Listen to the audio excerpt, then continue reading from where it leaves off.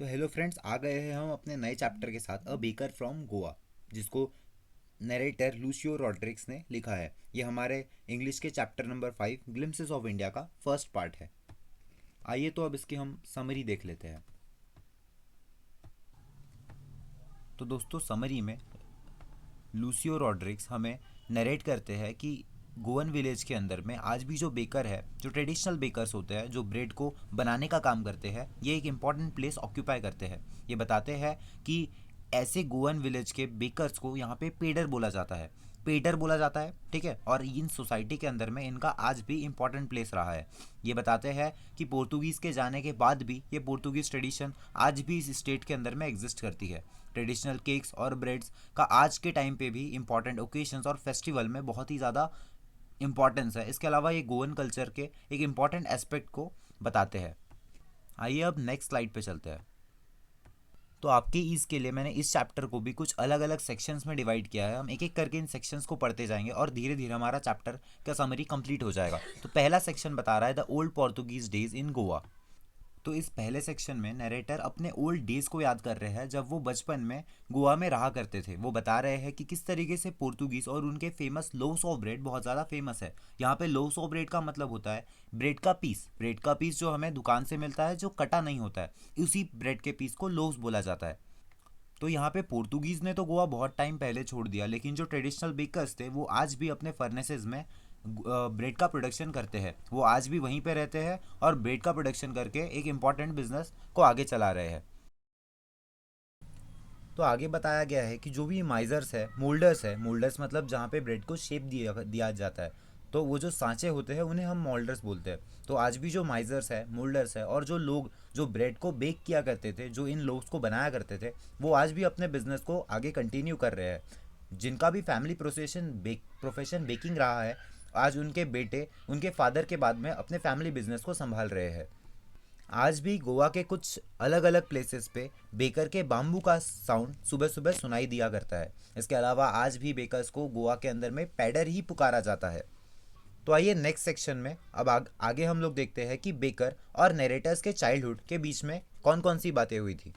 Narrator बताते हैं कि नरेटर के बचपन गोवा में गुजरा और नरेटर के बचपन में जो बेकर्स थे उनके साथ में सारे बच्चों की बहुत अच्छी बनती थी, यानी अच्छी दोस्ती थी। वो उनके दोस्त थे, कंपेनियन थे और गाइड भी थे। कंपेनियन का मतलब साथी होता है और गाइड का मतलब जो भी उन्हें सही गलत बताता हो। इसके अलावा बेकर्स दिन में 2 बार आया करते थे। पहली बार जब वो ब्रेड बेचने के लिए सुबह घर से निकला करते थे, तब इस नरेटर के घर के आगे से जाते थे, और उसके बाद में जब वो ब्रेड बेच करके वापस आ रहे होते थे तब भी नरेटर के घर से वापस से पास किया करते थे। अब जब भी ऐसे बेकर्स अराइव करते थे, यानी जब भी बेकर्स निकलते थे, तो उनके एक हाथ में बाम्बू की स्टिक होती थी जिनसे वो जिंगलिंग साउंड बजाते हुए जाते थे। अब इस जिंगलिंग साउंड से सब लोग उठ के बेकर्स का इंतज़ार करते थे। अब जैसे ही बच्चे इस जिंगलिंग साउंड को सुनते थे, सारे के सारे बच्चे उस बेकर की तरफ भागते हुए चले जाते थे ब्रेड बैंगल्स को लेने के लिए। अब ये ब्रेड बैंगल्स एक स्वीट ब्रेड का टाइप है जो खाने में बहुत ही ज़्यादा मीठा लगता है। नैरेटर को भी ये ब्रेड बैंगल्स पसंद थे और इसीलिए नैरेटर और उनके सभी दोस्त बेकर्स की तरफ भाग के जाया करते थे। अब इसके बाद हम देखते हैं कि बेकर्स अराइव कैसे करते थे, यानी बेकर्स अराइवल। इसमें हम देखते हैं कि जब बेकर्स आते थे तो उनके पास एक तो ब्रेड बास्केट होता था, इसके अलावा बाम्बू की स्टिक होती थी। वो एक हाथ से ब्रेड बास्केट को अपने सर के ऊपर सपोर्ट कर रहे होते थे और दूसरे हाथ में बाम्बू की स्टिक से ग्राउंड पे बजाते हुए एक जिंगलिंग साउंड प्रोड्यूस करते थे, जो साउंड के बारे में तुम्हारे किताबों में झांग झांग ये वर्ड दिया हुआ है। तो झांग झांग करके एक आवाज़ निकालते हुए ये बेकर्स घर के आगे से गुजरते थे।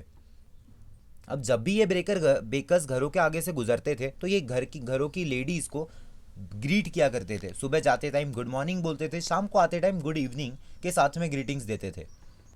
लेकिन इन बेकर्स के आने पे चिल्ड्रंस को घर के अंदर पुश कर लिया जाता था, क्योंकि घरों के अंदर ये जो लोव्स ऑफ ब्रेड खरीदने का काम था वो ज़्यादातर मेड और सर्वेंट किया करती थी।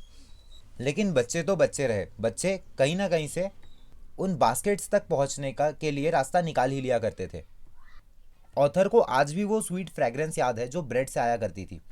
ऑथर को आज भी याद है कि वो उस टाइम पे कुछ भी खाने के पहले ब्रश नहीं किया करते थे। उनको ब्रश करने में बहुत ही ज़्यादा आलस आता था, क्योंकि उस टाइम पे ब्रश करने के लिए आज के जैसे मॉडर्न ज़माने के ब्रश नहीं हुआ करते थे। उसके टाइम पे उस टाइम पर ब्रश जो थे वो भी आम के पेड़ों के जो डंडियाँ होती थी, इसके अलावा नीम के पेड़ों की जो डंडियाँ होती थी, उनसे करना पड़ता था। इस वजह से बेकर को बहुत ज़्यादा ट्रबल होता था। इस वजह से ऑथर को बहुत ज़्यादा ट्रबल होता था और ऑथर ब्रश बिना कुछ ब्रश करे ही सब कुछ खा लिया करते थे। इसके बाद में हमें ऑथर बताते हैं कि उन्हें तो ऐसा लगता था कि जब हम गरम गरम चाय पीते हैं तो उससे हमारे तीत बहुत अच्छे तरीके से साफ़ हो जाते हैं, इसलिए हमें ब्रश करने की ज़रूरत भी नहीं है। तो ये तो बेकर का बचपन था, ये तो ऑथर का बचपन था, लेकिन आज के टाइम पे हम सबको पता है कि ब्रश करना कितना ज़्यादा ज़रूरी है। तो आइए इसी के साथ में नेक्स्ट स्लाइड पे आते हैं, जिसमें हमको ब्रेड का इंपॉर्टेंस बताया है ट्रेडिशनल सेरेमनीज़ में, फेस्टिवल्स में और मैरिजेस में। आज के टाइम पे भी जो ब्रेड्स है वो मैरिजेस में बहुत ही ज़्यादा इंपॉर्टेंट रोल प्ले करते हैं। आज के टाइम पे बिना ब्रेड्स के मैरिजेस गोवा के अंदर में इनकम्प्लीट माने जाते हैं, और उस टाइम पे भी ये इनकम्प्लीट थे। मैरिजेस में जो स्वीट ब्रेड का इस्तेमाल होता है उसे बोल बोलते हैं, नाम इंपॉर्टेंट है, बोल बोलते हैं। इसके अलावा घरों के अंदर में सैंडविचेस प्रिपेयर किए जाते थे। इसके अलावा क्रिसमस और अदर फेस्टिवल्स पे केक्स और बोलहिनहास बहुत ही ज़्यादा इंपॉर्टेंट हुआ करते थे। तो इस तरीके से हमें समझ में आता है कि गोवा के कल्चर में, गोवा के विलेजेस में बेकर एक बहुत ही ज़्यादा इंपॉर्टेंट रोल प्ले कर रहे हैं, उनकी पोजीशन बहुत ही ज़्यादा इंपॉर्टेंट है। इसके बाद में हमें चैप्टर में बताया है कि जो बेकर ड्रेस पहना करते थे वो भी बहुत स्पेशल था। बेकर्स यहाँ पे जो स्पेशल ड्रेस पहना करते थे उसे कबाई बोला जाता है, नाम इंपॉर्टेंट है, कबाई बोला जाता है। ये कबाई ड्रेस दिखने में एक लॉन्ग फ्रॉक के जैसा हुआ करता है, जो कि एक सिंगल पीस लॉन्ग फ्रॉक होता है। ये नीच तक के पहुंचता है और पूरे बॉडी को कवर करता है। इसके अलावा हमें नैरेटर बताते हैं कि बचपन में उन्होंने जिन बेकर्स को देखा है वो शर्ट्स और ट्राउजर्स भी पहनते थे। इनके जो शर्ट्स थे वो फुल स्लीव्स, और इसके अलावा जो ट्राउजर्स थे ये शॉर्ट हुआ करते थे। ये फुल लेंथ तो नहीं होते थे, यानी फुल पैंट से छोटे और हाफ पैंट से बड़े हुआ करते थे, आज के क्वार्टर के समान। आज भी गोवा के अंदर में अगर स्ट्रीट्स पे, अगर रोड पे कोई इंसान हाफ पैंट पहना हुआ दिख जाए तो उसे लोग पेडर करके रेफर करते हैं या फिर बेकर बुलाते हैं। अब हमें चैप्टर में बताया गया है कि जो बेकिंग है ये बहुत ही ज़्यादा प्रॉफिटेबल प्रोफेशन रहा है। तो बेकर घरों से जो ब्रेड दे के जाया करते थे, वहाँ पे वो लोग अपने मंथली अकाउंट्स दीवारों पे मेंटेन करते थे। दीवारों के ऊपर में पेंसिल से लिख देते थे और महीने के एंडिंग में सारे पैसे एक बार में कलेक्ट कर लेते थे। महीने के एंडिंग में पैसे कलेक्ट करने के साथ ही वो जो पूरा मंथली अकाउंट था उसे मिटा करके फिर से एक नया अकाउंट बनाया जाता था। इसके अलावा बेकर्स की इनकम सिर्फ यहीं से नहीं आती थी। बेकर्स उस टाइम पे फेस्टिवल्स में भी ब्रेड्स बेच के अच्छे खासे पैसे कमा लिया करते थे। तो इस तरीके से हमें पता चलता है कि ओल्ड डेज में बेकिंग एक बहुत ही ज़्यादा प्रॉफिटेबल प्रोफेशन रहा था।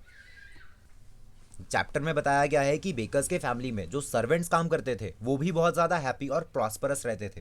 प्रॉस्परस का मतलब होता है अमीर होना, वेल्दी होना। अब बेकर्स कितने ज़्यादा प्रॉस्परस और रिच थे ये हमें उनकी प्लम बॉडीज़ देख के पता चल जाती है, जिसके इस चैप्टर के अंदर में जैक फ्रूट वर्ड से रेफर किया गया है। जैक फ्रूट के जैसे फूले फूले बेकर्स की बॉडी देख के हमें समझ में आता था कि बेकर्स कभी भी भूखे तो नहीं सोते होंगे। तो ये था हमारा chapter from the bakers of Goa. तो थैंक यू दोस्तों, ऐसे और वीडियोस के लिए हमारे चैनल को लाइक, शेयर और सब्सक्राइब करें, और वीडियोस की नोटिफिकेशन आप तक बराबर से पहुंच जाए, इसीलिए चैनल के बेल आइकन को ज़रूर दबा दें। Thank you, keep watching.